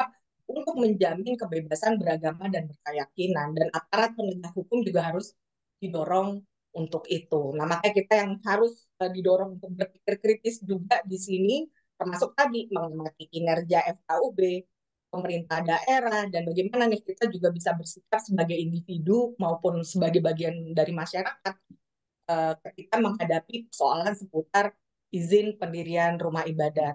Memikirkan interseksionality, misalnya, karena kan di sini beda. Misalnya saya peneliti, Pak Rusli pengajar, Bella juga pengajar, teman-teman mahasiswa atau mungkin punya latar belakang lain dengan agama, budaya, dan sosial ekonomi yang berbeda, pasti kita punya pandangan berbeda tentang penerapan bagaimana PBM ini dilaksanakan.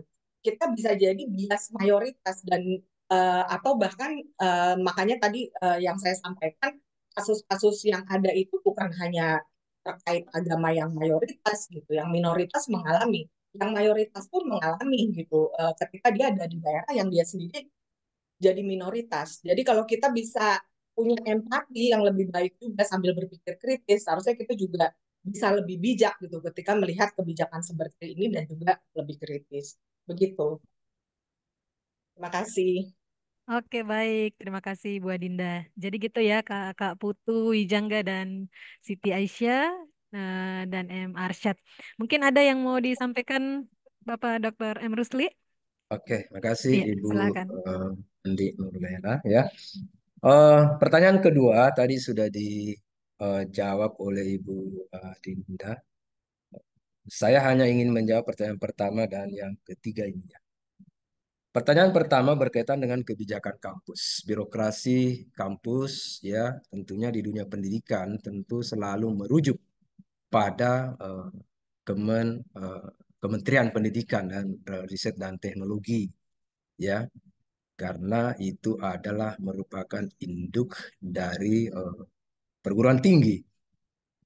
Saya melihat kalau di Universitas Hasanuddin ini yang sempurna disiapkan itu baru ada 5, yaitu mata kuliah.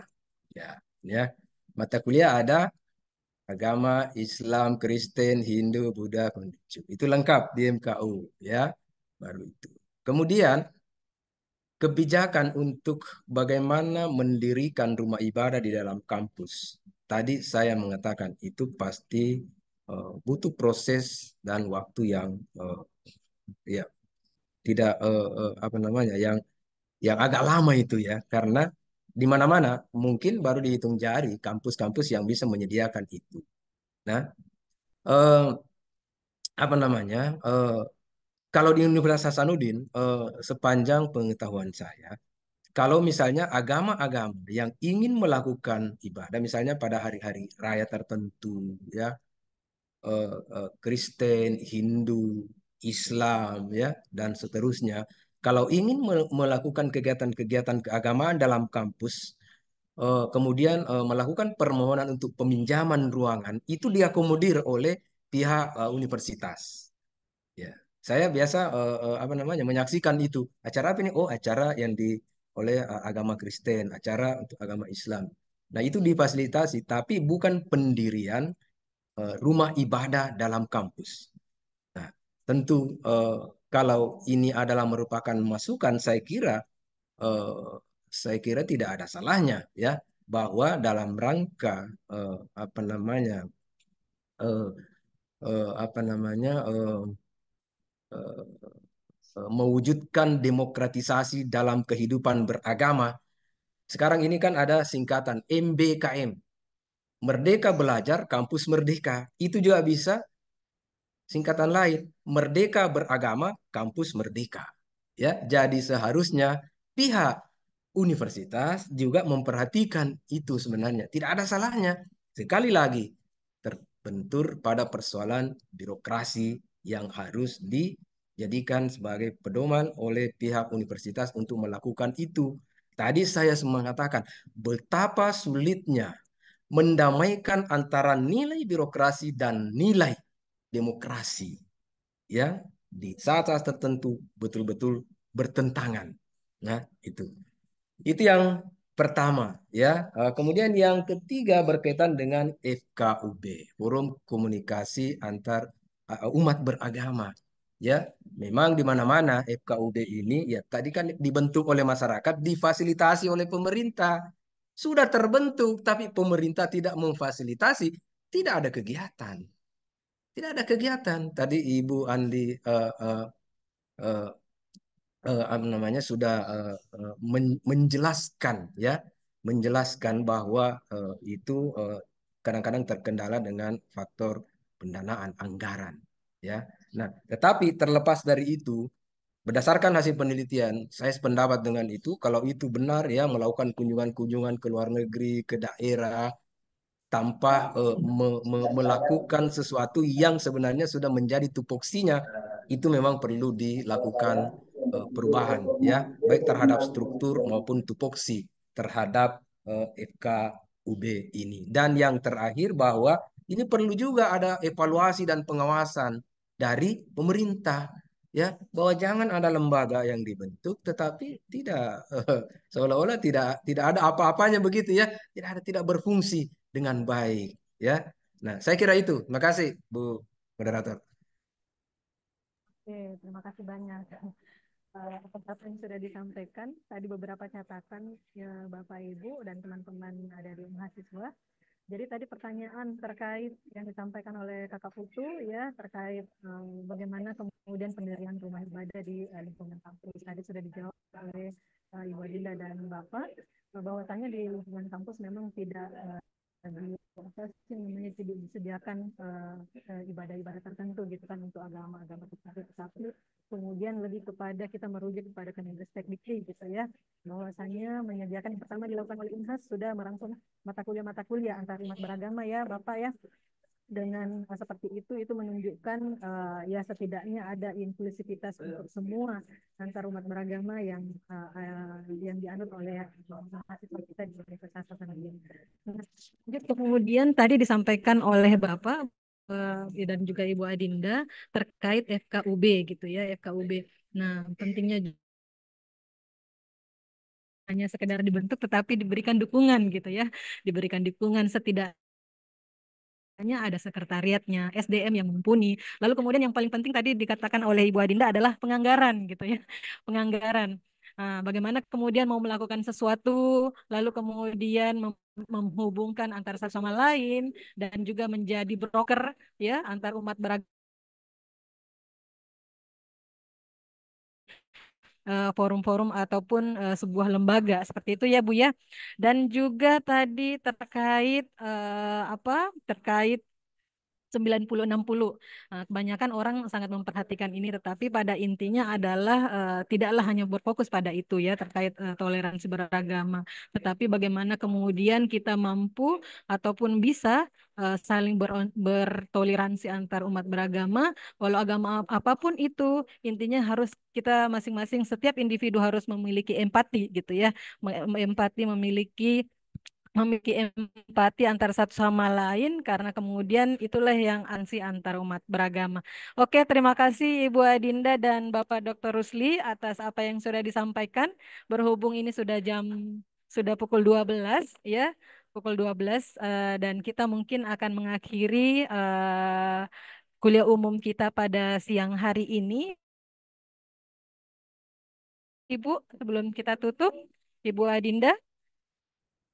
Ya, terima kasih banyak Bu Andi Nurlela, Pak Andi Muhammad Rusli, dan juga teman-teman yang ada di sini. Senang sekali bisa berkolaborasi kembali dengan Visi Unhas, dan semoga kita bisa berkolaborasi untuk kerja-kerja yang lebih keren, aktivisme yang lebih berdampak nantinya.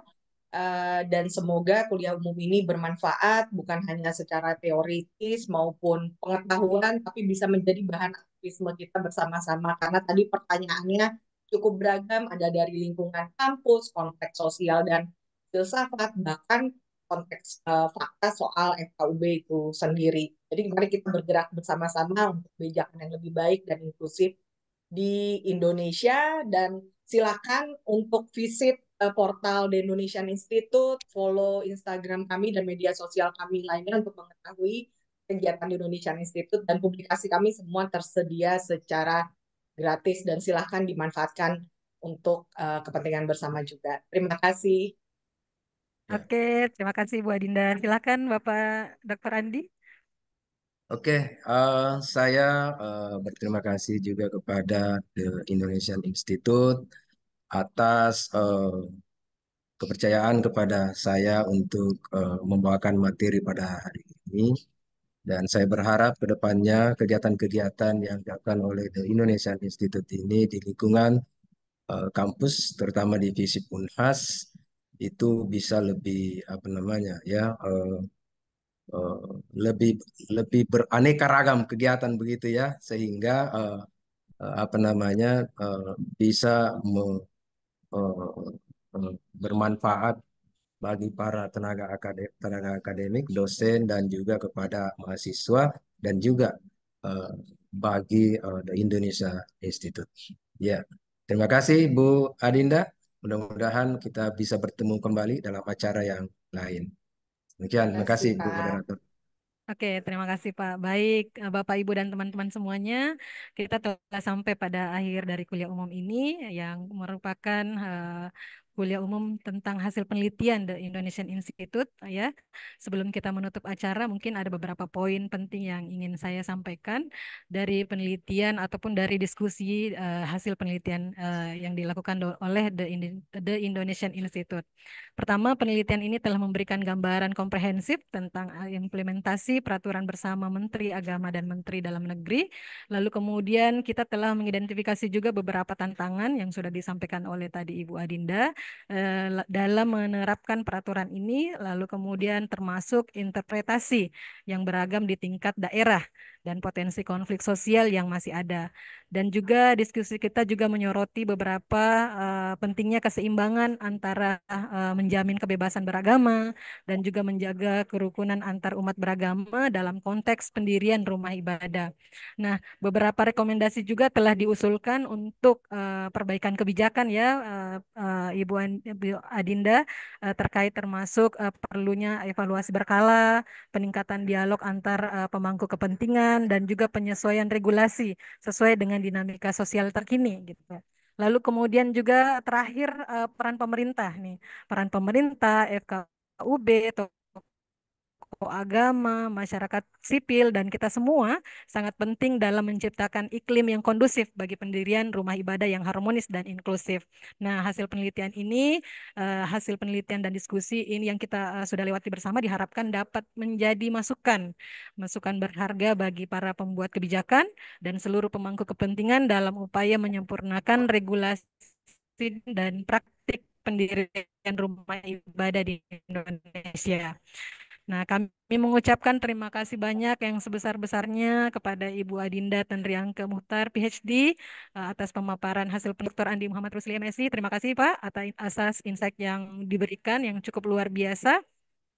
Dan juga Bapak Ibu dosen Universitas Hasanuddin, lalu kemudian adik-adik mahasiswa Unhas dan seluruh peserta yang telah hadir pada ruang Zoom siang hari ini. Kehadiran dan kontribusi Bapak Ibu dan teman-teman semuanya sangat berharga ya dalam upaya kita memahami dan memperbaiki kebijakan terkait pendirian rumah ibadah di Indonesia. Semoga hasil dari kuliah umum ini dapat memberikan manfaat nyata tentunya bagi upaya kita bersama dalam membangun kehidupan beragama yang harmonis di Indonesia. Terima kasih atas perhatian kita semua. Wabillahi taufik wal hidayah. Wassalamualaikum warahmatullahi wabarakatuh. Waalaikumsalam warahmatullahi Waalaikumsalam. wabarakatuh. Sehat semua. Terima kasih. Makasih Terima Bu Adinda. Terima kasih Pak Rusli, Ya, Bu Laila. ya, Makasih teman-teman. ya. Izin live. Makasih. Oke, kasih.